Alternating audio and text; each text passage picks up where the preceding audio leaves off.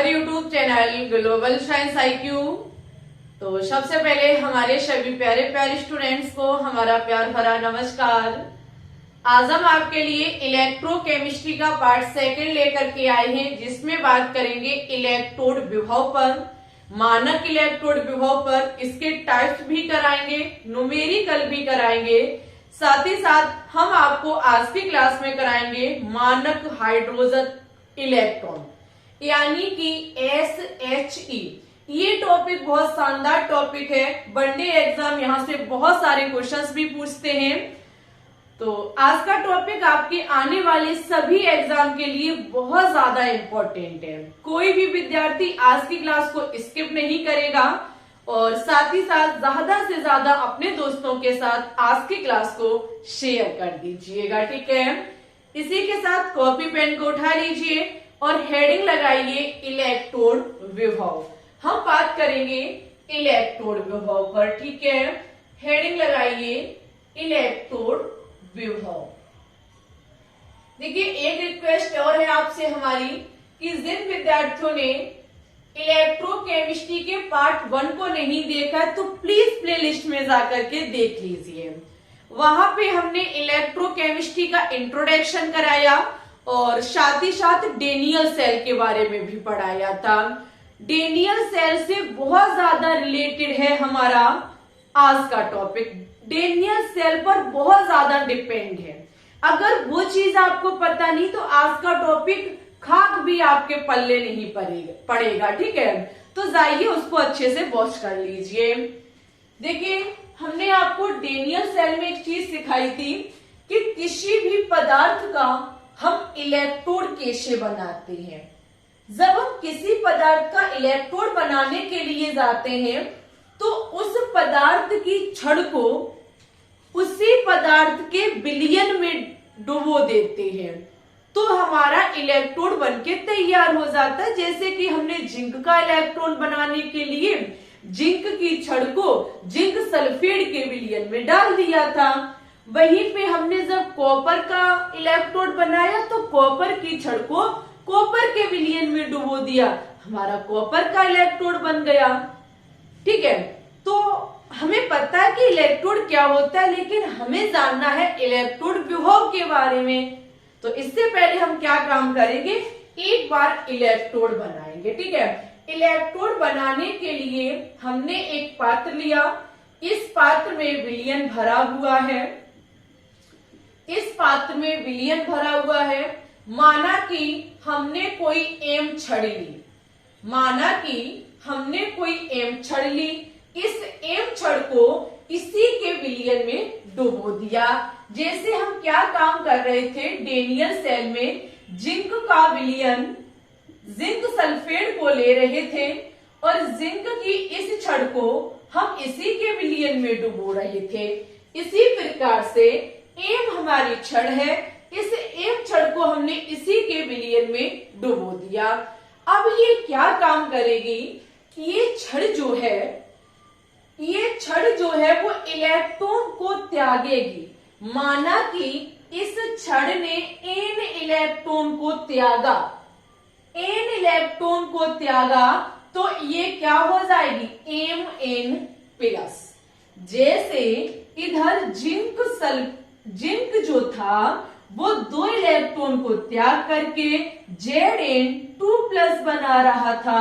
इसी प्रकार से ये M प्रकार की छड़ जो है वो क्या काम करेगी, n इलेक्ट्रॉन को त्यागेगी।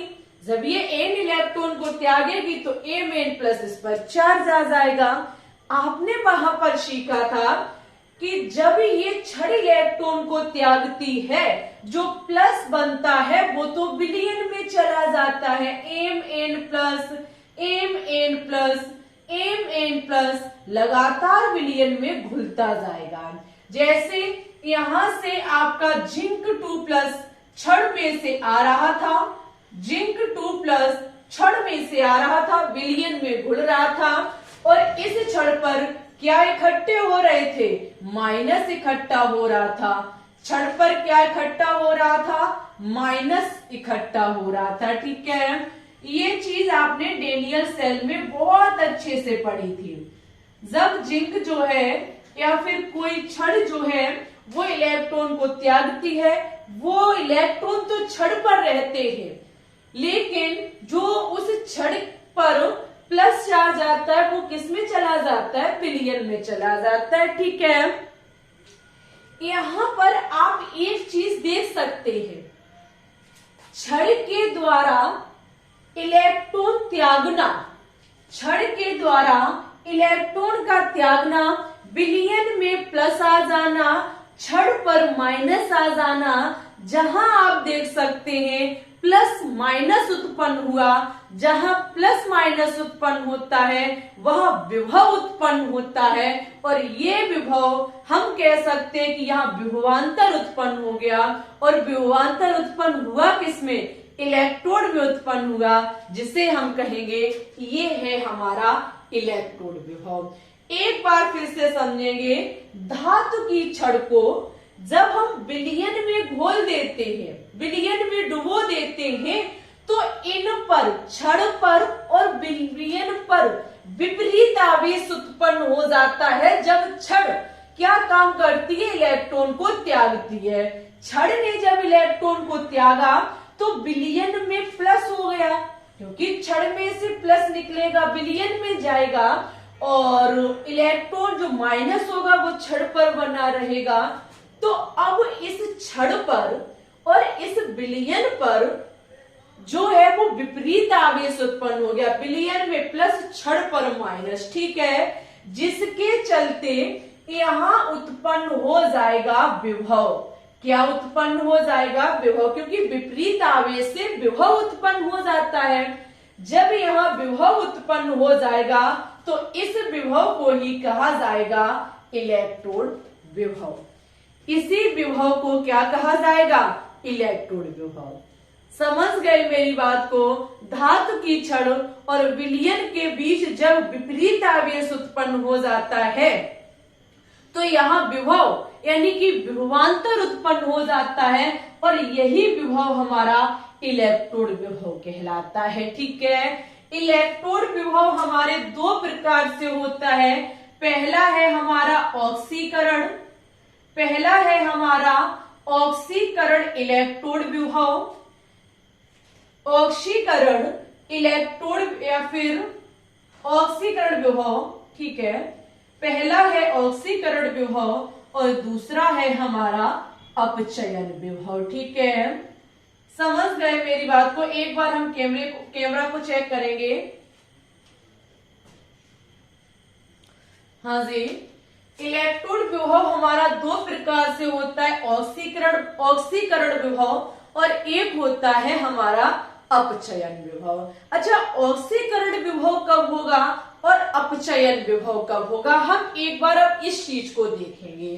ठीक है, इस चीज को आप समझ गए हो तो प्लीज हर एक पॉइंट को कॉपी में नोट डाउन करते रहे। बस इतना आप लोग सीखेंगे, इतना आप लोगों को सीखना है कि छड़ और विलयन, छड़ और विलयन के मध्य विभव उत्पन्न हो जाता है, छड़ और विलयन के बीच विभव उत्पन्न हो जाता है, जिसे क्या कहा जाता है, जिसे इलेक्ट्रोड विभव कहा जाता है। ठीक है, हम देखेंगे सबसे पहले ऑक्सीकरण विभव, तब हम देखेंगे अपचयन विभव। ठीक है, दोनों ही आपके लिए इंपॉर्टेंट है, दोनों ही इंपॉर्टेंट है, एक भी ऐसा नहीं है जो आपके लिए कीमती ना हो। देखिए, एक तरफ लिख लीजिए, इधर हमारा ऑक्सीकरण विभव,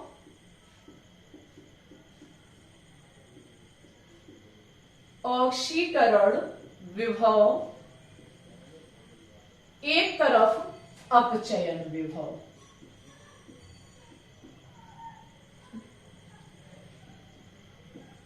ठीक है, देखिए, अगर हम ऑक्सीकरण की बात करें तो ऑक्सीकरण का सीधा मतलब क्या होता है, ऑक्सीकरण संख्या में वृद्धि ऑक्सीकरण होता है और ऑक्सीकरण संख्या में कमी अपचयन होता है। ठीक है, तो आपने एक चीज सीखी कि जब इलेक्ट्रॉन का दान होता है तो वहां पर ऑक्सीकरण होता है। जब कोई भी धातु क्या काम करता है, इलेक्ट्रॉन को दान करता है, तो वहां पर ऑक्सीकरण होता है। जब इलेक्ट्रॉन को कोई ग्रहण करता है तो वहां पर अपचयन होता है।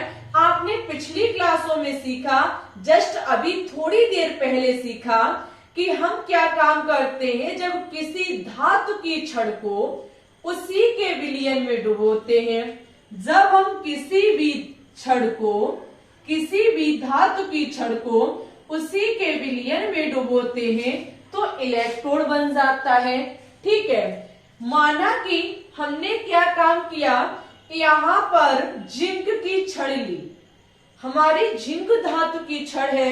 ये जिंक धातु की छड़ क्या काम करेगी, 2 इलेक्ट्रॉन को त्याग करके Zn2+ बनाएगी। समझना मेरी बात को, जिंक की छड़ क्या काम करेगी, Zn से 2 इलेक्ट्रॉन त्यागेगी, जिंक प्लस बनाएगी।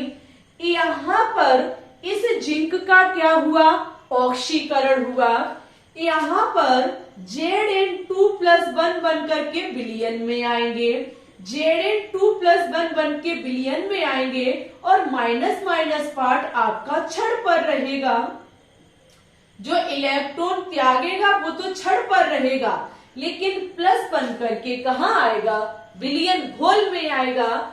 यहां पर इस छड़ के बीच हुआ क्या है, ऑक्सीकरण। जिंक का यहाँ क्या हुआ, ऑक्सीडेशन हुआ। कैसे हुआ, क्योंकि जिंक में आप देख सकते हैं जिंक की ऑक्सीकरण संख्या में वृद्धि हुई। जब यहाँ इलेक्ट्रॉन को त्यागा तो ऑक्सीकरण हुआ, जब इलेक्ट्रॉन को त्यागा ऑक्सीकरण हुआ और यहाँ पर छड़ और विलयन के बीच विपरीत आवेश उत्पन्न हुआ तो यहाँ विभव हुआ। समझे मेरी बात को, छड़ ने इलेक्ट्रॉन को त्यागा, इलेक्ट्रॉन को दान किया तो यहाँ ऑक्सीकरण हुआ, छड़ और विलयन के बीच विभव उत्पन्न हुआ। क्यों, क्योंकि छड़ और विलयन के बीच विपरीत आवेश हुआ, विपरीत आवेश हुआ तो विभव हुआ। और जब यहाँ विभव हुआ, जब यहाँ विभव हुआ, इलेक्ट्रॉन के त्यागने से ऑक्सीकरण हुआ, तो इसे क्या कहा जाएगा, यहाँ कहा जाएगा कि ये है हमारा ऑक्सीकरण विभव, ये है हमारा ऑक्सीकरण विभव।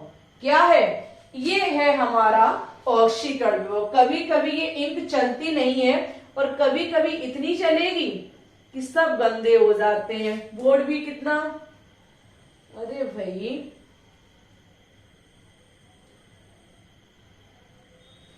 ठीक है, समझ गए मेरी बात को। वहीं पर आप अगर देखेंगे, यहाँ पे आपने पिछली डेनियल सेल में सीखा था कि जब हम कॉपर सल्फेट का विलयन ले रहे थे तो कॉपर में से क्या, कॉपर सल्फेट में से कॉपर प्लस जा रहे थे जिंक के पास। ये कॉपर छड़ के पास जाकर के इधर से जो इलेक्ट्रॉन आएंगे उनको ले लेगा, जिससे कॉपर सल्फेट में से 2+ जाता है, इलेक्ट्रॉन को लेता है और Cu बन करके छड़ पर रह जाता है। तो यहाँ पर ऑक्सीकरण संख्या में कमी आई, क्योंकि अगर इसकी ऑक्सीकरण संख्या देखी जाए तो 2+ है, और ऐसे किसी भी जिस पर चार्ज नहीं होता है उसकी ऑक्सीकरण संख्या 0 होती है। तो यहाँ ऑक्सीकरण संख्या में कमी आई है। जब ऑक्सीकरण संख्या में कमी आती है तो वहां पर होता है अपचयन। क्या होता है, अपचयन। ये चीज आपने सीखी अभी तुरंत आपने सीखा कि जब यहाँ Cu2+ बन करके जाएगा तो विलयन में किसकी मात्रा बढ़ जाएगी, SO2- की। SO2- विलयन में SO4 बहुत ज्यादा हो जाएगा, क्षण पर ये Cu2+ जा करके इकट्ठे हो जाएंगे। यहाँ इनके बीच विपरीत आवेश उत्पन्न हो जाएगा। जहां विपरीत आवेश उत्पन्न हो जाता है वहां विभव उत्पन्न हो जाता है, और यहां हुआ है अपचयन, तो इसे कहा जाएगा अपचयन विभव। इसे क्या कहा जाएगा, अपचयन विभव। ये है ऑक्सीकरण विभव और ये है अपचयन विभव। बोलो आप लोगों को समझ में आया या नहीं आया? आपने इलेक्ट्रोड तो सीख लिया था, इलेक्ट्रोड विभव आपने अभी सीखा कि जब किसी भी क्षण और विलयन के बीच विपरीत आवेश उत्पन्न होता है तो वहां विभव हो जाता है। जब यहाँ ऑक्सीकरण होता है जिंक का तो यहाँ ऑक्सीकरण विभव होगा और यहाँ हमारा अपचयन विभव होगा। कैसे हमने जाना? तो ऑक्सीकरण संख्या से जाना। इस टाइम जिंक पर ना कोई चार्ज है ना किसी के साथ है, तो जिंक की ऑक्सीकरण संख्या 0 है। यहाँ 2+ का मतलब है कि इसकी 2 ऑक्सीकरण संख्या है। यहाँ तो 2 ऑक्सीकरण संख्या थी, लेकिन अपचयन के बाद ये 0 रह गई। तो जब ऑक्सीकरण संख्या में कमी आई तो अपचयन, और ऑक्सीकरण संख्या में वृद्धि आई तो क्या होता है? ऑक्सीकरण। ठीक है, समझ गए मेरी बात को? अगर हम यहाँ पे देखें तो ऑक्सीकरण विभव यानी कि इलेक्ट्रोड विभव, इलेक्ट्रोड का मतलब ई हुआ, ठीक है, यहाँ पर ई हो गया इलेक्ट्रोड, और ऑक्सीकरण विभव यानी कि OX। ध्यान रखना ऑक्सीकरण विभव का सिंबल होता है EOX। क्या होता है? EOX जो है वो ऑक्सीकरण विभव का प्रतीक है, जबकि अपचयन विभव का प्रतीक होता है ERED, रेड। ठीक है, यहाँ पर ERED अपचयन विभव और EOX आपका ऑक्सीकरण विभव का सिंबल है। ठीक है, किसी भी विद्यार्थी को कोई प्रॉब्लम हो तो अभी आप कह सकते हैं। यहाँ जिंक की छड़ मेटल धातु की होती है, सॉलिड से ये किस में जा रहा है? Zn2+ बन के F जलीय में जा रहा है, और यहाँ Cu2+ जलीय विलयन से जा रहा है, जलीय विलयन से जा रहा है और क्षण पर जाकर के सॉलिड हो जा रहा है। ठीक है, ये थी हमारी छोटी सी प्रोसेस। सभी विद्यार्थी नोट में एक पॉइंट और लिखेंगे, एक पॉइंट और लिखेंगे कि इलेक्ट्रॉन देने की प्रवृत्ति, लिख लीजिए, यहां लिख लीजिए, इलेक्ट्रॉन देने की प्रवृत्ति, इलेक्ट्रॉन देने की प्रवृत्ति ऑक्सीकरण विभव, इलेक्ट्रॉन देने की प्रवृत्ति ऑक्सीकरण विभव कहलाती है।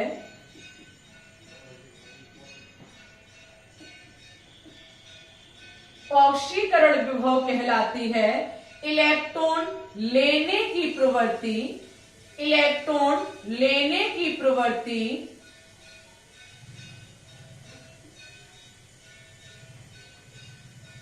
देने की प्रवृत्ति, इलेक्ट्रॉन लेने की प्रवृत्ति हमारी अपचयन कहलाती है। क्या कहलाती है? अपचयन विभव कहलाती है। यहाँ आप देख सकते हैं कि इलेक्ट्रॉन को दिया गया है, इलेक्ट्रॉन को त्यागा तो ऑक्सीकरण विभव हुआ। यहाँ ये क्षण पर गई है, कॉपर 2+ गई है इलेक्ट्रॉन को लेने के लिए, तो यहाँ होगा हमारा अपचयन विभव। क्या होगा? यहाँ होगा हमारा अपचयन विभव। ठीक है, आ गया समझ में? बहुत अच्छी बात है, फटाफट इसकी स्क्रीनशॉट ले लीजिए। ठीक है, अब हम छोटी सी हेडिंगों में सीखेंगे कि इलेक्ट्रोड विभव किन कारकों पर निर्भर करता है। इलेक्ट्रोड विभव निर्भर किस पर करता है, इसकी निर्भरता को देखेंगे। ठीक है, इसी के साथ आप लोगों को अगर क्लास अच्छी लग रही हो, समझ में आ रहा हो, तो प्लीज बताइएगा जरूर, और ज्यादा से ज्यादा शेयर और वीडियो को लाइक जरूर कर दीजिएगा। ठीक है, और अब आपको बाई चांस ही गैप हो जाए, लेकिन अब क्लास 30 मई तक बिल्कुल गैप नहीं की जाएगी, क्योंकि 30 मई को हमारे यहाँ 8 दिन के लिए भागवत बैठ जाएगी 30 मई को। तो 30 मई से पहले मुझे बोर्ड का काम जो है वो निपटा लेना है। अगर ये 30 मई तक ना बन पाई क्लासें, अगर टॉपिक थ्योरी की क्लासेस कंप्लीट नहीं हो पाई, तो फिर ये कहीं 15 जून के बाद हो पाएंगे, क्योंकि फिर यहाँ प्रोग्राम चलेगा, दिन रात साउंड बजेगा, हम नहीं बना पाएंगे। हाँ, एक बार हम लाइव ले सकते हैं, अगर कहीं रूम में ले पाई तो, आवाज ना आई तो, अन्यथा फिर वो भी नहीं चल पाएगी। इसलिए मुझे इन 25 डेज में हर हालत में थ्योरी खत्म करनी है, तो इसलिए अब हम कंटिन्यू रखेंगे, क्लास गैप नहीं करेंगे। 1 घंटे से ज्यादा थ्योरी की क्लास मिलेगी, ठीक है। जल्द से जल्द हम चीजों को निपटाने की कोशिश कर रहे हैं। अब हेडिंग लगाएंगे इलेक्ट्रोड विभव। इलेक्ट्रोड विभव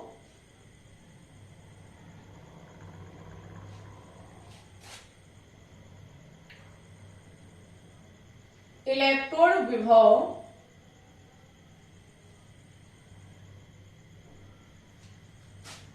की निर्भरता या फिर निर्भर करने वाले कारक। निर्भरता को देखें कि किन कारकों पर निर्भर करता है हमारा इलेक्ट्रोड विभव। सबसे पहले लिखेंगे कि इलेक्ट्रोड विभव जो है धातु और धातु के आयन पर निर्भर करता है। वेरी इंपॉर्टेंट पॉइंट है कि हमारी कैसी धातु है और ये धातु जो है वो कैसे आयन को बना रही है। धातु और धातु का आयन बहुत ज्यादा इंपॉर्टेंट है। जैसे कि Fe की बात की जाए तो Fe 2+ भी बनाता है और Fe हमारा 3+ भी बनाता है। तो ये बहुत जरूरी है कि धातु कौन है और धातु आयन कैसा बना रही है। तो इलेक्ट्रोड विभव हमारा निर्भर करता है धातु और धातु के आयन पर, साथ ही साथ विलयन की सांद्रता पर। विलयन की सांद्रता पर भी इलेक्ट्रोड विभव निर्भर करता है, विलयन की सांद्रता पर। विलयन की सांद्रता पर 3rd नंबर पे लिखेंगे दाब तथा ताप की परिस्थिति पर। दाब तथा ताप की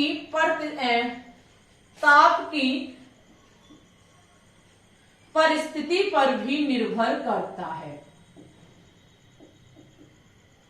ठीक है। दाब और ताप वेरी इंपॉर्टेंट। टेम्परेचर, प्रेशर भी हमारा बहुत ज्यादा इंपॉर्टेंट होता है इलेक्ट्रोड विभव के लिए, ठीक है। ये कुछ चीजें हैं इलेक्ट्रोड विभव को लेकर के कि हमारा इलेक्ट्रोड विभव के लिए धातु पता होनी चाहिए, वो धातु कैसा आयन बना रही है, और विलयन की सांद्रता क्या है, दाब और ताप की परिस्थिति क्या है, ठीक है। ये है इलेक्ट्रोड विभव के निर्भर वाले कारक। अब देखो, आपने इलेक्ट्रोड विभव देख लिया। इलेक्ट्रोड विभव ये भी देखा कि ये 2 टाइप से है, ऑक्सीकरण और अपचयन। लेकिन अब हम क्या काम करेंगे, स्टैंड, यानी कि अब हम मानक इलेक्ट्रोड विभव एक बिल्कुल फिक्स स्थिति पर देखेंगे कि हमारा इलेक्ट्रोड विभव क्या होता है। एक बार हम बात को रिपीट कर रहे हैं। अभी आपने साधारण कोई भी तापमान हो उस पर आपने इलेक्ट्रोड विभव को देखा। जैसे हमारी विलयन में से Zn2+ बन के कब जाएगा, Zn2+, जब हम तापमान देंगे। क्या बिना तापमान के हमारा कोई भी सेल काम करेगा, नहीं करेगा। तो अभी हमने देखा इलेक्ट्रोड विभव कोई भी तापमान हो, ऑक्सीकरण विभव अपचयन किसी भी तापमान पर, अभी हमने जो आपको दिखाया था EOX और ERED, ठीक है, ये किसी भी टेम्परेचर की बात थी। लेकिन अब हम ऐसे इलेक्ट्रोड विभव को देखेंगे जहां मानक परिस्थिति है, जहां पर फिक्स परिस्थिति है कि इतने दाब पर, इतने ताप पर, इतना सब कुछ लेने पर हमारा इलेक्ट्रोड विभव कितना आता है। इसी से वनडे एग्जाम न्यूमेरिकल पूछता है, जिसमें हम अब देखेंगे मानक इलेक्ट्रोड विभव, फिक्स कंडीशनल, यानी कि फिक्स जो आपकी परिस्थिति है, इस पर हम देखेंगे इलेक्ट्रोड विभव, ठीक है। फिक्स कंडीशन में हम देखेंगे इलेक्ट्रोड विभव को, ठीक है। चलिए तो हेडिंग लगाइए मानक इलेक्ट्रोड विभव। क्या हेडिंग लगाओगे, मानक इलेक्ट्रोड विभव। यहां पे अरे भाई फिक्स है, स्टैंडर्ड इलेक्ट्रोड पोटेंशियल, विभव को कहा जाता है पोटेंशियल। तो हम क्या काम करेंगे, स्टैंडर्ड इलेक्ट्रोड पोटेंशियल। स्टैंडर्ड का मतलब है मानक, इंग्लिश आपको ज्यादा अच्छे से समझ में आ रही है। स्टैंडर्ड बिल्कुल फिक्स, ठीक है, फिक्स इलेक्ट्रोड विभव। यहां पर क्या होता है कि इलेक्ट्रोड विभव जो लिया जाएगा वो मानक परिस्थिति पर लिया जाएगा, एक स्टैंडर्ड परिस्थिति पर लिया जाएगा। यहां पर जो इलेक्ट्रोड विभव लिया जाएगा वो किस परिस्थिति पर लिया जाएगा, मानक परिस्थिति पर लिया जाएगा, स्टैंडर्ड परिस्थिति पर लिया जाएगा। वो स्टैंडर्ड परिस्थिति क्या है, यहां पर स्टैंडर्ड परिस्थिति ये है कि जो आपकी सांद्रता ली जाएगी, जो सांद्रता ली जाएगी वो 1 मोलर ली जाएगी। सांद्रता कितनी होनी चाहिए, 1 मोलर होनी चाहिए। 1 मोलर का मतलब है कि 1 मोल 1 लीटर विलियन में घुले हो, 1 मोल 1 लीटर विलियन में घुले हो, वो होती है 1 मोलर, ठीक है। दूसरी यहां पर परिस्थिति कहती है कि यहां पर जो दाब लिया जाएगा, यहां जो प्रेशर लिया जाएगा वो 1 एटमॉस्फेरिक मतलब वायुमंडलीय दाब के बराबर होना चाहिए, ठीक है, या फिर 1 बार होना चाहिए। या तो एटमॉस्फेयर यानी कि वायुमंडलीय दाब के बराबर हो या फिर आपका 1 बार हो। साथ ही साथ तीसरी परिस्थिति कहती है कि यहाँ टेम्परेचर तापमान जो लिया जाएगा वो रूम का तापमान 25 डिग्री सेल्सियस होना चाहिए या फिर 298 केल्विन होना चाहिए। ये शर्तें हैं इलेक्ट्रोड विभव के होने की।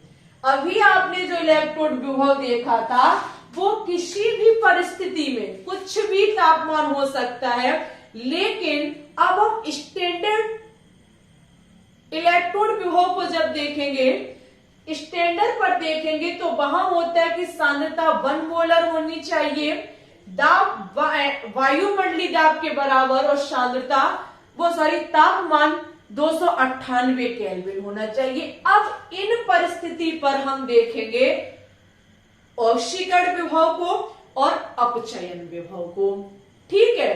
तो अभी आपने जो देखा था वो था खाली ऑक्सीकरण और अपचयन विभव। अब आप देखेंगे मानक ऑक्सीकरण विभव और प्यारे स्टूडेंट्स मानक अपचयन विभव। तो हेडिंग लगाइए मानक ऑक्सीकरण विभव, हेडिंग लगाइए मानक ऑक्सीकरण विभव, स्टैंडर्ड ऑक्सीडेशन पोटेंशियल, ऑक्सीकरण विभव, ठीक है। समझते रहिएगा हमारी हर एक बात को। अभी आपने सीखा कि ऑक्सीकरण विभव में माना कि कोई एम जो छड़ है जो कि मेटल है, धातु है, सॉलिड स्टेट में है और ये क्या काम कर रही है, एन इलेक्ट्रॉन को दान कर रही है और एम एन प्लस बना रही है। अभी आपने सीखा ये क्या है, ये है हमारा ऑक्सीकरण यानी कि EOX किसी भी तापमान पर हो सकता है।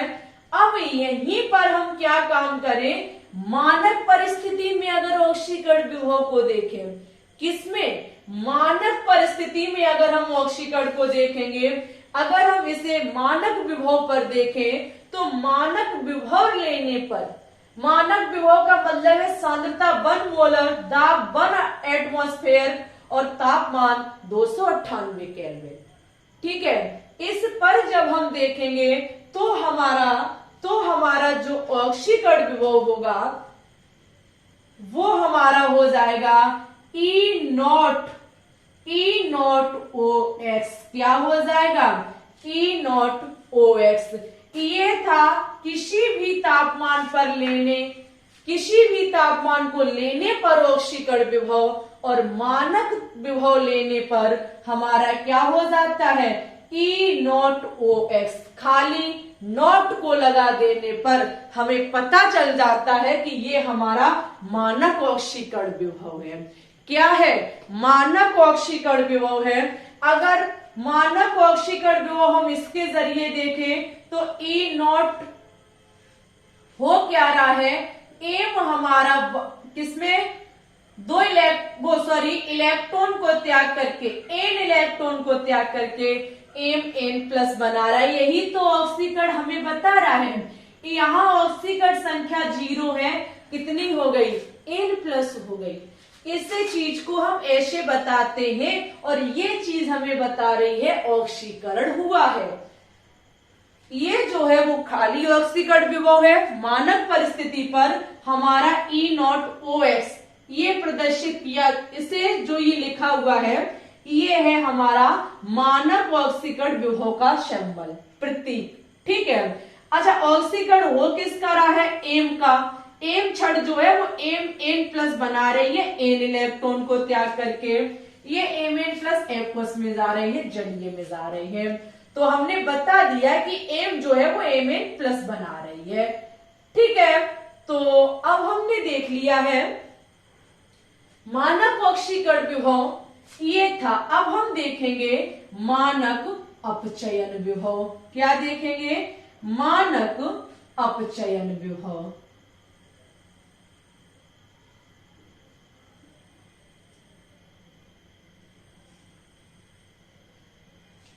अच्छा, मानक अपचयन विभव में क्या होता है, मानक अपचयन विभव में क्या होता है कि साधारण ताप पर हमारी एम एन एक्वस में से जाएगा, एम एन प्लस एक्वस में से जाएगा, एन इलेक्ट्रॉन को ग्रहण करके एम बनाएगा। ठीक है, यही तो होता है। जहां पर साधारण ताप पर हमारा ये ई रेड था। ठीक है, यही तो था ई रेड, ये था हमारा अपचयन विभव। जब हम मानक परिस्थिति लेंगे तो ये हमारा अपचयन विभव जो है वो E0 रेड हो जाता है। क्या हो जाता है, E0 रेड हो जाता है। जहां पर इसे हम दर्शाएं तो ये है E0 एम एन प्लस से क्या बन रहा है, एम बन रहा है। ठीक है, ये होता है हमारा मानक ऑक्सीकरण विभव और मानक अपचयन विभव। यहाँ ऑक्सीकरण संख्या में वृद्धि हो रही है, इसलिए ऑक्सीकरण विभव होगा, वो भी कैसा, मानक ऑक्सीकरण विभव। और यहाँ पर ऑक्सीकरण संख्या में कमी हो रही है तो इसलिए होगा मानक अपचयन विभव। ठीक है, से पहले हमने इलेक्ट्रोड विभव सिखाया, तब मानक इलेक्ट्रोड विभव की तरफ आए। इसके लिए बस E0 का लगना वेरी इंपॉर्टेंट है। अब देखिए, जब आपने ये चीज सीख ली, ऑक्सीकरण विभव और अपचयन विभव, वो भी स्टैंडर्ड परिस्थिति पर, तो एक बार अब हम सीखेंगे सेल विभव। क्या सीखेंगे, सेल विभव। उसके लिए पहले इसकी स्क्रीनशॉट ले लीजिए। ठीक है, अब हम देखो एक चीज आपको सिखाएंगे जहां से न्यूमेरिकल पूछे जाते हैं, बहुत ज्यादा सवाल किए जाते हैं।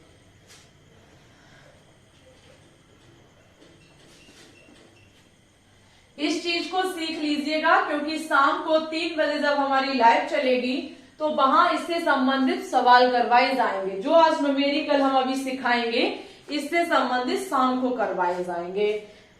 चाहे इंपॉर्टेंट जानकारी डाल लीजिए, कुछ भी डाल लीजिए, हम तो नोट डाल रहे हैं, आप लोग कुछ भी डालो। हेडिंग डाल सकते हो सेल विभव, पर सेल विभव चलो डाल लीजिए सेल विभव।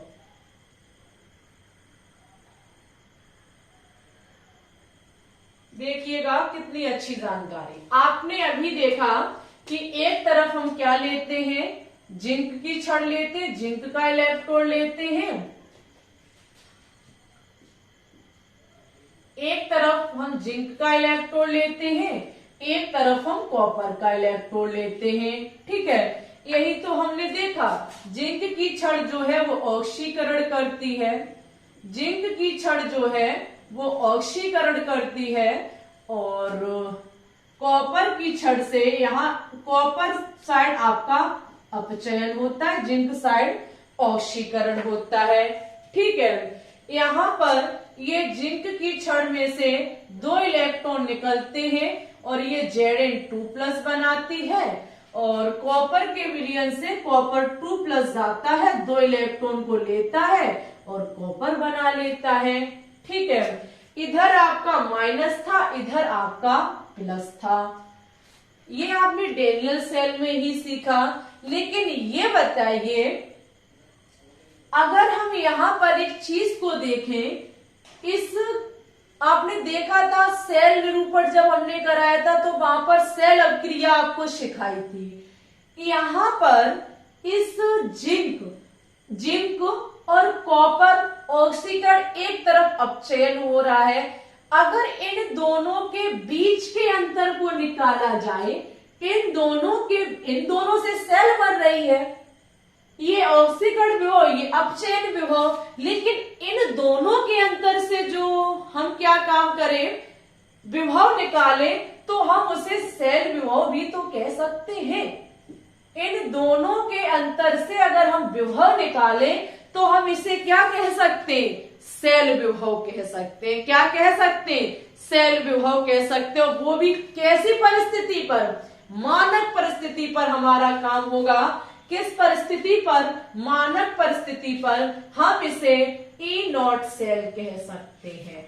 लिख लीजिए, आप लोग नोट डाउन कर सकते हैं कि ऑक्सीकरण विभव और अपचयन विभव, वो भी मानक परिस्थिति पर, अगर हम इन दोनों के अंतर को देखें, इन दोनों का अंतर अगर हम देखें, तो वो हमारा क्या कहलाएगा, सेल विभव कहलाएगा। क्या कहलाएगा, सेल विभव कहलाएगा। ठीक है, वहीं पर एक वैज्ञानिक थे, कुछ भी मान लो, कोई भी वैज्ञानिक मान लो, या फिर वैसे बहुत सारे टीचर भी कहते हैं, बहुत सारी बुक्स में भी ऐसा लिखा हुआ है कि IUPAC द्वारा कहा गया है। यहां पर IUPAC के द्वारा कहा गया है कि मानक परिस्थिति पर जो आपका E0 सेल, यानी कि जो आपका E0 सेल होता है, ये आपका E0 कैथोड और E0 एनोड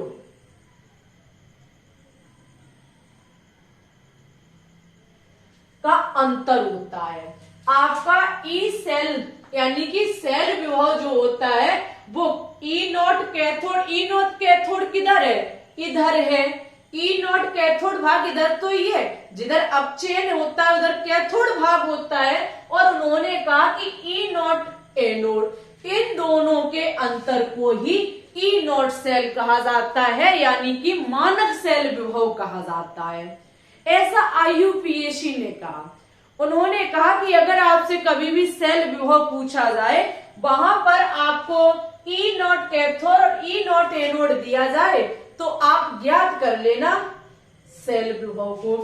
लेकिन उन्होंने एक बहुत बड़ी शर्त रख दी, इतनी बड़ी शर्त कि आप सोच भी नहीं सकते हैं। उन्होंने कहा कि दोनों तरफ नहीं, दोनों जगह अपचयन विभव लिया जाएगा। लिख लीजिए, दोनों जगह अपचयन विभव लिया जाएगा।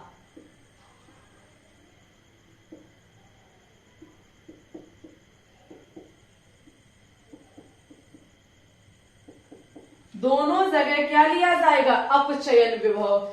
देखो, बहुत सरल तरीके से समझा रहे हैं। हमने कहा कि ऑक्सीकरण विभव और अपचयन विभव, ऑक्सीकरण एनोड साइड होता है, अपचयन विभव कैथोड साइड होता है। IUPAC ने कहा कि इन दोनों के अंतर को हम सेल विभव कह सकते हैं। माना कि ये सारी चीज मानक परिस्थिति पर ली जा रही है। उन्होंने कहा कि E0 सेल जो है वो E0 कैथोड का मतलब है कि जिधर साइड अपचयन हो रहा है। उन्होंने कहा E0 एनोड, जिधर साइड ऑक्सीकरण हो रहा है। इन दोनों के अंतर को ई सेल कहा जाता है। लेकिन उन्होंने एक शर्त रख दी कि दोनों जगह अपचयन होना चाहिए। दोनों जगह क्या होना चाहिए, अपचयन। माइंड घूम गया कि अपचयन दोनों जगह कैसे हो सकता है, एक तरफ ऑक्सीकरण होगा एक तरफ अपचयन होगा। तो उन्होंने समझाया कि इसके लिए आपको ये चीज जिधर ऑक्सीकरण हो रहा है उस मान को आपको अपचयन में कन्वर्ट करना होगा। फिर सवाल पैदा हुआ कि हम ऑक्सीकरण के मान को अपचयन में कैसे परिवर्तित करेंगे। तो उन्होंने कहा कि जो मान आपको दिया जाएगा, जो मान आपको दिया जाएगा उस मान के आगे माइनस लगा देना, तो वो ऑक्सीकरण विभव से हमारा किसमें बदल जाएगा, अपचयन विभव में बदल जाएगा। एक बार एक न्यूमेरिकल आपके सामने रखेंगे तब चीजें आपके सामने एक्सप्लेन करेंगे। पहले एक बार हम इसके जरिए आपको समझा देते हैं। फॉर्मूला ये अभी आप लोग छाप लो। आपको पता है कि जिंक जो है वो क्या काम करता है, जिंक 2+ बनाता है, 2 इलेक्ट्रॉन को त्याग करता है। जिंक से जिंक 2+ बन रहा है, ऑक्सीकरण संख्या में वृद्धि हो रही है, ये ऑक्सीडेशन हुआ। अगर हम देखो बात करें, यहाँ जिंक का जो ऑक्सीकरण हो रहा है, यहाँ पर जो इसका ऑक्सीकरण विभव का मान है वो 0.76 वोल्ट है। ध्यान रखना, इधर कॉपर का अपचयन हो रहा है, कॉपर का जो अपचयन विभव का मान है वो 0.4 वोल्ट है। बताएंगे कैसे है, ठीक है। तो यहाँ पर तो ऑक्सीकरण हो रहा है, लेकिन उन्होंने कहा कि अगर इसका ऑक्सीकरण हो रहा है और ऑक्सीकरण विभव इसका कितना है 0.76 वोल्ट, उन्होंने कहा कि इसे आप क्या काम करेंगे, अपचयन विभव बनाएंगे। अपचयन विभव का कहने का मतलब है कि अब इसे उल्टा करना होगा कि जिंक 2+ जो है वो 2 इलेक्ट्रॉन को ले रहा है और बना रहा है Zn। जब ये, अब आप देख सकते हैं 2 इलेक्ट्रॉन का मतलब 2 ऑक्सीकरण संख्या यहाँ 0 हो गई, तो अब ये अपचयन हो गया। तो अपचयन होने के लिए इसका अपचयन विभव का मान अलग होगा, तो उन्होंने कहा माइनस की 0.6 कर देना, तो ये आपका अपचयन विभव का मान हो जाएगा। बहुत इजी तरीके से समझाया मैंने, ठीक है। E cell E naught cathode और ई नॉट एनोड से निकलेगी, लेकिन शर्त दी कि दोनों जगह अपचयन परिस्थिति होनी चाहिए। अगर कोई भी आपको इस परिस्थिति में देखने को मिल जाए तो इस परिस्थिति में आपको बच्चा बनाना होगा, अपचयन विभव में बनाना होगा, तभी वो हमारा क्या हो सकता है, तभी हम वहां से ई नॉट सेल निकाल सकते। नहीं आया समझ में, कोई बात नहीं, लगाइए सवाल और चीजों को समझ लीजिए, ठीक है। फटाफट हम इस चीज को समझेंगे। समझ लीजिएगा, अच्छा मौका है आज आपके पास, देखना हम चीजें कैसे समझाएं, तब आप लोग समझेंगे। ये रहा हमारा क्वेश्चन, ठीक है। क्वेश्चन में आपको ऐसे दिया जाएगा, निकिल जो है वो आपका निकिल 2+ बना रहा है, जहां पे यहां पर निकिल 2+ बना रहा है, ठीक है। ये रहा सेल विभव का चिन्ह, जहां पर Ag प्लस जो है वो Ag बना रही है। क्वेश्चन ने हमसे कहा कि ऐसा करिए, आप ई नॉट सेल का मान हमें ज्ञात करके बताइए, मानक सेल विभव का मान ज्ञात करके बताइए, ऐसा उसने मुझसे कहा। तो उसमें क्या था कि उन्होंने दिया था कि जो आपका निकिल ई नॉट, निकिल जो है वो किसमें बदल रहा है, निकिल 2+ में, जिसका मान उन्होंने दिया था कि 0.25 वोल्ट है, ठीक है। और वहीं पर ई नॉट Ag+ जो है वो बदल रहा है Ag में, जिसका मान दिया 0.80 वोल्ट, इतना मान उन्होंने दिया था, ठीक है। इतना मान उन्होंने दिया था। अब बात हुई कि सेल ई नॉट सेल हमें ज्ञात करना है। ई नॉट सेल बराबर फॉर्मूला कहता है, ई नॉट सेल बराबर फॉर्मूला कहता है E naught cathode, E naught cathode minus E naught anode. ठीक है, ई नॉट एनोड। आप एक चीज समझ सकते हैं कि यहां निकेल जो है वो 2 इलेक्ट्रॉन को त्याग करके निकेल 2+ बना रहा है। ऑक्सीकरण संख्या में वृद्धि हुई, यानी कि यहाँ ऑक्सीकरण हुआ। यहाँ Ag+ से Ag बन रहा है, यानी कि अपचयन हुआ। क्या हुआ? अपचयन। ऑक्सीकरण होता है एनोड साइड और अपचयन होता है कैथोड साइड। बहुत अच्छी बात है। पहले हम कैथोड लिखेंगे। अच्छा, कैथोड में भी हमें ये देखना है कि क्या यह अपचयन हो रहा है। तो आप देखेंगे कि अपचयन ही हो रहा है, क्योंकि ऑक्सीकरण संख्या में कमी है। तो इसका मान है 0.82। ठीक है, माइनस लगाएंगे। फिर देखा E naught anode, E naught anode में ऑक्सीकरण संख्या में वृद्धि हुई, यानी कि ऑक्सीडेशन हुआ। तो उन्होंने कहा था कि चाहे कैथोड हिस्सा हो चाहे एनोड हिस्सा हो, लेना अपचयन विभव हुई है। तो ये तो दिया ऑक्सीकरण विभव के हिसाब से मान। इसे आप अपचयन विभव बनाने के लिए इसके आगे माइनस को लिख देंगे। किसको लिख देंगे? माइनस को। कभी कभी क्वेश्चनों में ऐसा भी होता है कि दोनों मान जो है वो अपचयन विभव के ही दे दिए जाते हैं।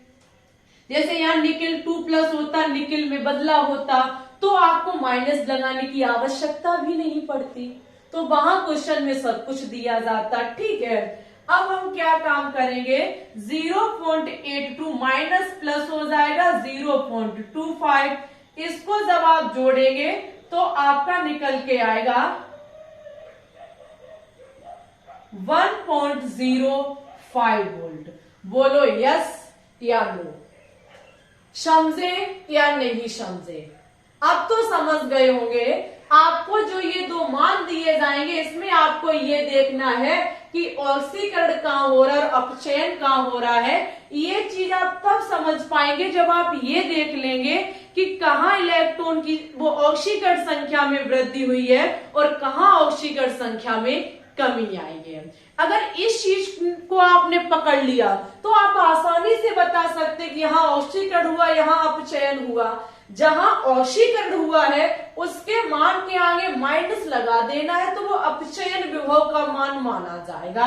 तो यहां से हमें पता चल जाएगा ई नॉट सेल हर जगह एनोड और कैथोड दोनों जगह अपचयन विभव लेना है, ऐसा IUPAC ने कहा था। ठीक है, ये चीज तो हमारी अच्छे से समझ में आ गई। बहुत अच्छी बात है, हमने समझ ली। लेकिन ये ई नॉट सेल किसके लिए निकला? ये ई नॉट सेल निकला जब हमारी अपचयन और ऑक्सीकरण दोनों के मान हमें पता है। लेकिन वनडे एग्जाम कभी ऐसे भी तो क्वेश्चन कर सकता है आपसे कि अर्ध सेल के लिए विभव पूछ लिया जाए आपसे। ई नॉट सेल कहने का मतलब है उनका कि हमने कैसे जाना कि ई नॉट जो आपका OH है ऑक्सीकरण उसका मान इतना होगा और अपचयन मान इतना होगा। जैसे अभी मैंने कह दिया था कि जिंक 2+ बनाने के लिए 0.76 वोल्ट और कॉपर का जो अपचयन विभव होता है वो 0.34 होता है। तो यहाँ पर क्वेश्चन उठता है कि हमने कैसे जाना। तो यहाँ पर एक इलेक्ट्रोड के लिए, यहाँ तो दोनों इलेक्ट्रोड है निकेल और Ag, जैसे कॉपर और जिंक कभी थे, तो 2 इलेक्ट्रोड जब हमारे पास है तो उसके अंतर से हमारा ई सेल निकल गया। लेकिन अगर हमें किसी एक इलेक्ट्रोड से इलेक्ट्रोड विभव ज्ञात करना हो, एक अर्ध सेल का इलेक्ट्रोड विभव ज्ञात करना हो, तो हम कैसे ज्ञात करेंगे? उसे कहा जाता है मानक हाइड्रोजन इलेक्ट्रॉन। मानक हाइड्रोजन इलेक्ट्रॉन के जरिए हम ज्ञात कर पाते हैं किसी एक अर्ध सेल का विभव। एक किसी इलेक्ट्रोड का विभव मापने के लिए हमको SHE की स्टडी करनी पड़ती है। इसकी स्क्रीनशॉट लीजिए, तब हम बात करेंगे SHE पर। अब हम देखेंगे मानक हाइड्रोजन इलेक्ट्रोड।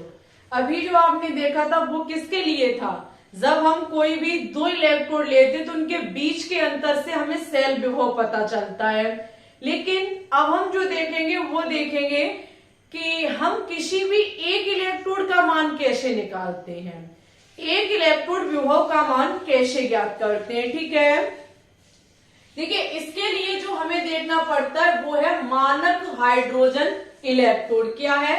मानक हाइड्रोजन इलेक्ट्रोड। यहाँ पे हम क्या करेंगे, पहले हाइड्रोजन से उसका इलेक्ट्रोड बनाएंगे। यहाँ जो है मानक हाइड्रोजन इलेक्ट्रोड को कहा जाता है SHE। इसमें हम एक काम करेंगे कि हाइड्रोजन का इलेक्ट्रोड बनाएंगे, वो भी मानक परिस्थिति पर। तो जब हम हाइड्रोजन का इलेक्ट्रोड बनाएंगे तो एक पात्र में हाइड्रोजन का विलयन लेंगे। ठीक है, हम क्या काम करेंगे, हाइड्रोजन का इलेक्ट्रोड बनाने के लिए हाइड्रोजन का विलयन लेंगे।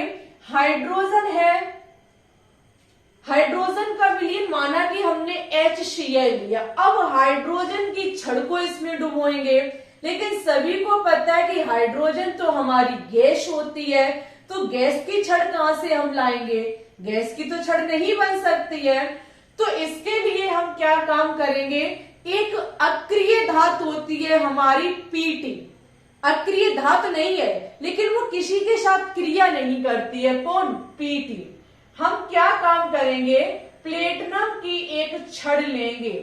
प्लेटिनम की हम छड़ लेंगे, ये छड़ किसी के साथ क्रिया नहीं करती है, और इस छड़ को हम ट्यूब के माध्यम से बंद कर लेंगे। इस छड़ को ट्यूब के माध्यम से बंद कर लेंगे।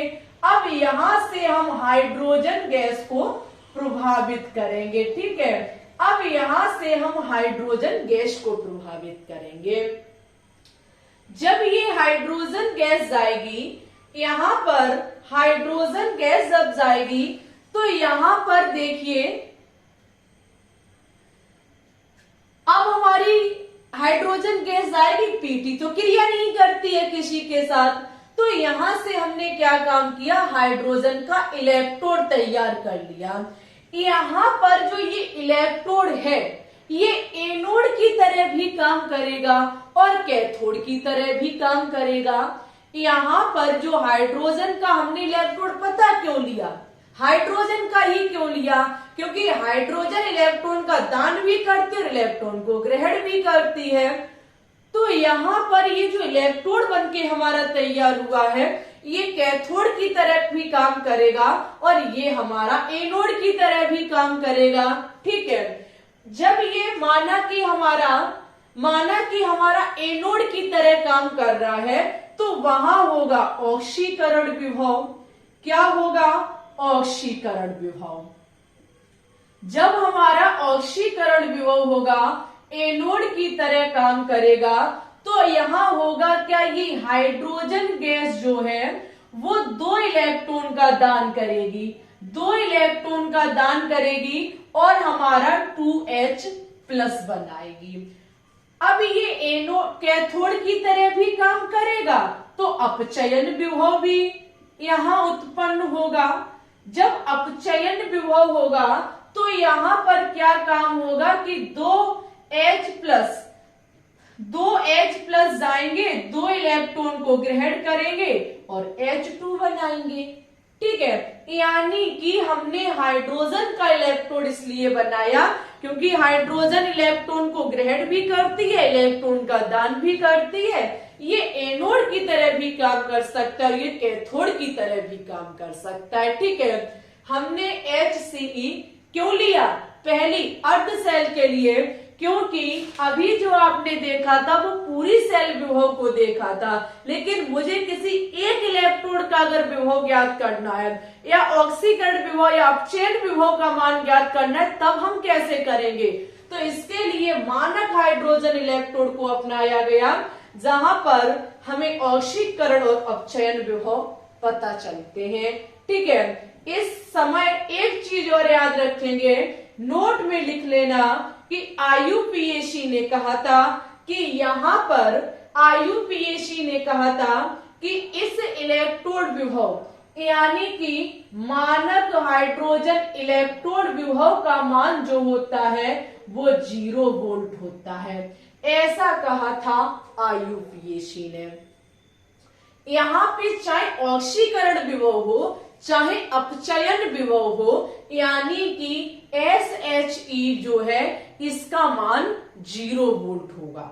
औशीकरण विभव के लिए, अपचयन विभव के लिए भी जो मानक हाइड्रोजन विभव का मान होगा वो 0 वोल्ट होगा, ऐसा IUPAC ने कहा। हम क्या काम करेंगे, SHE लेंगे, SHE लेंगे किसके लिए, एनोड के रूप में, SHE को लेंगे एनोड के रूप में, तब हम SHE को लेंगे कैथोड के रूप में। देखना कैसे लेंगे, पहले हम लेंगे SHE को एनोड के रूप में। किसके रूप में लेंगे, एनोड के रूप में। देखिएगा, देखो आपने जो अभी सेल विभव देखा था, जिंक और कॉपर जो हम ले रहे थे, यहां से इनसे ऑक्सीकरण विभव, इधर अपचयन विभव हो रहा था। इन दोनों के बीच के अंतर को क्या कहा जाता है, सेल विभव कहा जाता है, यानी कि ई नॉट सेल कहा जाता है। क्या कहा जाता है, ई नॉट सेल कहा जाता है। अभी हम यही आपको सिखाने जा रहे हैं। जिंक और कॉपर के बीच का जो ई शेल होता है, इनका डिफरेंस 1.1 वोल्ट होता है। ये कैसे होगा, 1.1 वोल्ट कैसे होगा, इसी चीज के लिए हमें पढ़ना पड़ता है मानक हाइड्रोजन विभव। एक पूरी सेल में जो जिंक और कॉपर है, इनके बीच का जो सेल विभव है, इनका मान 1.1 वोल्ट होता है। हमने कैसे जाना कि 1.1 वोल्ट होता है, हमने तभी तो जाना जब हमें जिंक का विभव पता, कॉपर का विभव पता। लेकिन कैसे क्लियर हुआ कि जिंक का विभव इतना था, कॉपर का विभव इतना था, तब हमारा ई नॉट सेल का मान इतना निकल के आएगा। ठीक है, इसके लिए हमें पढ़ना पड़ता है मानक हाइड्रोजन इलेक्ट्रोड। ओके, तो हम HSE को लेंगे एनोड की तरफ। एनोड इधर है हमारा एनोड भाग, तो इधर हम लेंगे हाइड्रोजन का इलेक्ट्रोड। किसका इलेक्ट्रोड लेंगे, मानक परिस्थिति पर लेंगे। ये रहा हमारा HCl। प्लेटिनम की छड़ लेंगे, इसे ट्यूब में बंद करेंगे। यहां से हाइड्रोजन गैस जा रही है, यहां से हमारी हाइड्रोजन गैस जा रही है। ठीक है, 1 मोलर, ओके, 1 एटमॉस्फेरिक ताप, 298 केल्विन ताप है यहाँ पर। कैथोड इधर होगा, कैथोड की साइड हम क्या लेंगे, कॉपर लेंगे। इधर तो कॉपर ही लिया जाएगा। एनोड जिंक की साइड हमने क्या काम किया, जिंक की साइड हमने हाइड्रोजन का इलेक्ट्रोड लिया। ठीक है, यहाँ पर गैल्वेनोमीटर के जरिए इनको कनेक्ट किया जाएगा। ये गैल्वेनोमीटर हमें बताएगा कि इनके बीच का अंतर क्या है, यहाँ कितना आ रहा है मान। ठीक है, अच्छा, गैल्वेनोमीटर तो हमें बता देगा, लेकिन ये बताइए, गैल्वेनोमीटर ने कहा कि इनके बीच का अंतर 40 है, तो कैसे कंफर्म होगा कि इधर वाले का 10 है और इधर वाले का 30 है? नहीं सॉरी, इधर वाले का मतलब माना कि 70 और इधर वाले का 30 है, तब इनका डिफरेंस 40 आया। ऐसा भी तो हो सकता है एक साइड का 50 एक साइड का 10 हो, तब इनके बीच का अंतर 40 आया। गैल्वेनोमीटर ने तो हमें बता दिया 40 है कैथोड और एनोड के, लेकिन पता कैसे चलेगा कि किसका कितना है? इसके लिए ही तो एक साइड हमने क्या लिया, SHE लिया है। ठीक है, SHE लिया है, तो ये काम कर रहा है किसके जरिए, ये कर रहा है एनोड के रूप में भाग, वो सॉरी एनोड के तरह काम कर रहा है, तो ये क्या काम करेगा, 2 इलेक्ट्रॉन को त्यागेगा, ये 2 इलेक्ट्रॉन को त्यागेगा और 2H प्लस बनाएगा। इधर क्या होगा, कॉपर 2 प्लस एक्वस से जाएगा और 2 इलेक्ट्रॉन को ग्रहण करेगा और Cu बनाएगा। ठीक है, ऐसा ही तो होगा। इधर होगा ऑक्सीकरण, इधर होगा अपचयन, इधर होगा ऑक्सीकरण और इधर होगा अपचयन। ठीक है, हम क्या काम करेंगे, इन दोनों के बीच के अंतर को निकालेंगे। अब हम इनके लिए क्या ज्ञात करेंगे, E naught cell. E naught cell हमारा कहता है कि E naught cathode minus E naught anode, यही तो कहता है, ई नॉट कैथोड और E naught anode. E naught cathode पर कौन है हमारा, Cu2 प्लस, ये कैथोड है, ये एनोड है, तो ई नॉट Cu2 प्लस से भर रहा है Cu और एनोड की तरफ हमने क्या लिया, SHE लिया। ई नॉट SHE लिया हमने एनोड की तरफ, इधर है हमारा SHE मानक हाइड्रोजन का इलेक्ट्रोड, तो यहाँ पर ई नॉट सेल बराबर हमारा हो जाएगा ई नॉट Cu2 प्लस Cu। और अभी आपने पीछे सीखा कि IUPAC ने कहा था कि SHE का जो इलेक्ट्रोड विभव होता है वो 0 होता है, तो यहाँ पर हमारा जो ई शेल निकल के आएगा वो किसका होगा, कॉपर का होगा। ऐसे हमें पता चलेगा कि इलेक्ट्रोड का विभव कितना है। जब हम SHE को एक तरफ लेंगे तो यहाँ पर जितना मान निकल के आएगा वो कॉपर का ही तो होगा, तब हमें पता चलेगा कि हाँ इतना मान कॉपर का था। जब हम इधर साइड का मान ज्ञात करना चाहेंगे, जब हम एनोड भाग का मान ज्ञात करना चाहेंगे तो कैथोड की तरफ हम इसको लेंगे, कैथोड की तरफ हम हाइड्रोजन के क्या काम करेंगे, हाइड्रोजन को इलेक्ट्रोड लेंगे। किसके इलेक्ट्रोड को लेंगे, हाइड्रोजन के इलेक्ट्रोड को लेंगे।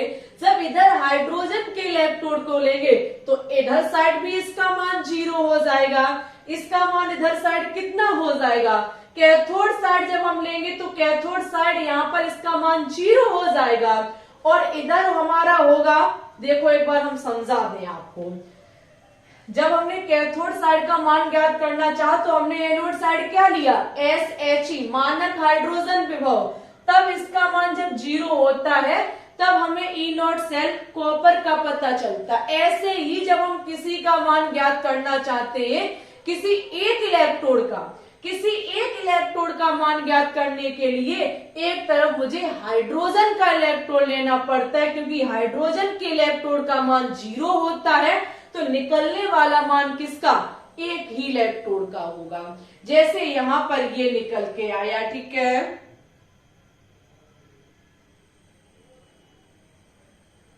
समझ गए सभी स्टूडेंट्स। अब हम क्या काम करेंगे, SHE को कैथोड साइड लेंगे,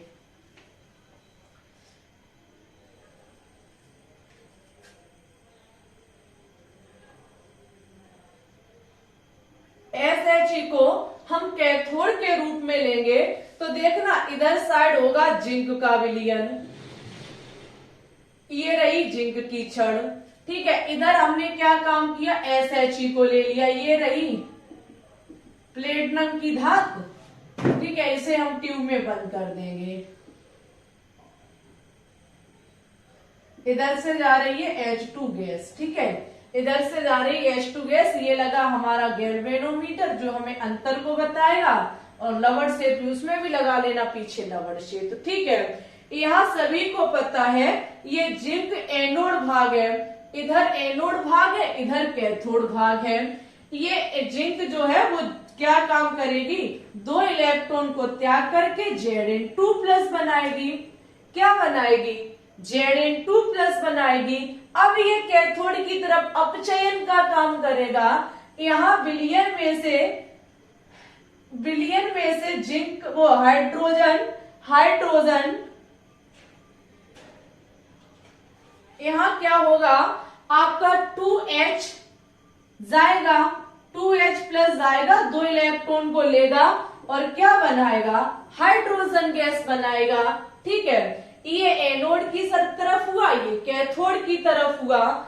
हम क्या काम करेंगे, यहाँ पर ई नॉट सेल ज्ञात करेंगे, इनके बीच का डिफरेंस ज्ञात करेंगे। तो हमारा कहता है IUPAC कि E naught cathode minus E naught anode होता है, ई नॉट एनोड होता है। ई नॉट कैथोड की तरफ क्या हो रहा है, SHE।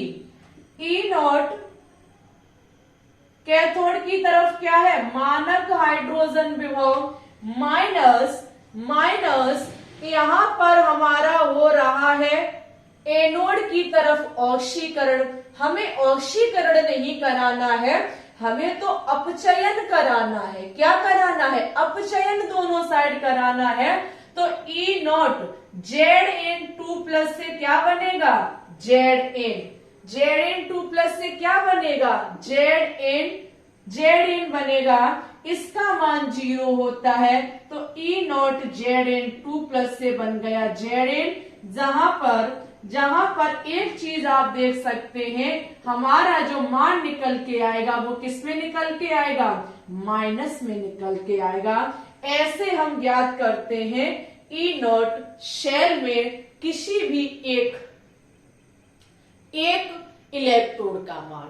एक अभी जो आपने सेल विभव देखा था, हम फिर से बात को दोहरा रहे हैं, जो आपने सेल विभव देखा था वो दोनों तरफ का था, दोनों इलेक्ट्रोड के बीच का अंतर था। कॉपर जिंक हो चाहे निकिल सिल्वर हो, कोई भी हो, दो इलेक्ट्रोडों के बीच के अंतर को सेल विभव कहा जाता है। और जब एक इलेक्ट्रोड का मान ज्ञात करने के लिए हमें एक तरफ SHE का विलयन लेना, हाइड्रोजन का इलेक्ट्रोड लेना पड़ता है, तब एक इलेक्ट्रोड के लिए हम उसका सेल विभव ज्ञात कर सकते हैं। ठीक है, आज की क्लास हमारी यही समाप्त होती है। बहुत शानदार, जानदार, मेहनती, कीमती भरी हमारी क्लास थी। बहुत ज्यादा इसके कॉन्सेप्ट को तैयार करने में टाइम लगा, कंटेंट को इजी से इजी बनाने की कोशिश करते रहे। इससे संबंधित न्यूमेरिकल आज शाम 3 बजे लगवाए जाएंगे। आज शाम 3 बजे तो नहीं, आज शाम 3 बजे तो हम 11th की साइड चलाएंगे, 11th की मैराथन चलाएंगे, तो आपको मंडे को देखने को मिलेंगे। ठीक है, इससे पहले आपसे हमारी रिक्वेस्ट है, सभी विद्यार्थी चीजें अगर समझ में ना आए तो क्लास को 2 बार देखें, 3 बार देखें, लेकिन देखें जरूर, हर एक पॉइंट को समझें, क्योंकि हर एक पॉइंट आप लोगों के लिए बहुत ज्यादा इम्पोर्टेंट है, बहुत ज्यादा इम्पोर्टेंट है। ठीक है, यहाँ पर कोई ऐसा फिजूल का पॉइंट नहीं हमने बोला, न लिखाया, न समझाया, जो वनडे एग्जाम पूछता ना हो। शाम को जरूर से जरूर आए क्लास में, क्योंकि बहुत अच्छे क्वेश्चंस कराए जा रहे हैं आपके BSc nursing, AIIMS BSc nursing और CP नेट के लिए। ठीक है, इसी के साथ आज की इस वीडियो को लाइक, शेयर और चैनल पे न्यू है तो इसको सब्सक्राइब जरूर कर लें। टेलीग्राम चैनल जरूर से ज्वाइन कर लें, उस पे हमने 5 क्लासों की PDF शेयर कर दी है। ठीक है, तो जरूर से ज्वाइन कर लें। और अगर आज की क्लास में जहां चीज समझ में ना आई, आप कमेंट कर सकते हैं, आपके कमेंट का रिप्लाई जरूर किया जाएगा। ठीक है, तो आज के लिए बस इतना ही रखते हैं, मिलते हैं शाम 3 बजे की लाइव स्ट्रीम में। और नेक्स्ट पार्ट में बहुत ही अच्छा टॉपिक कराया जाएगा, इंपॉर्टेंट टॉपिक कराया जाएगा। हर एक क्लास एक मैराथन क्लास से लेंगे और टॉपिक को जल्द से जल्द खत्म कराएंगे। ओके, इसी के साथ चलते हैं। सभी विद्यार्थियों का बहुत बहुत धन्यवाद क्लास को अंत तक देखने के लिए। Okay, all the best.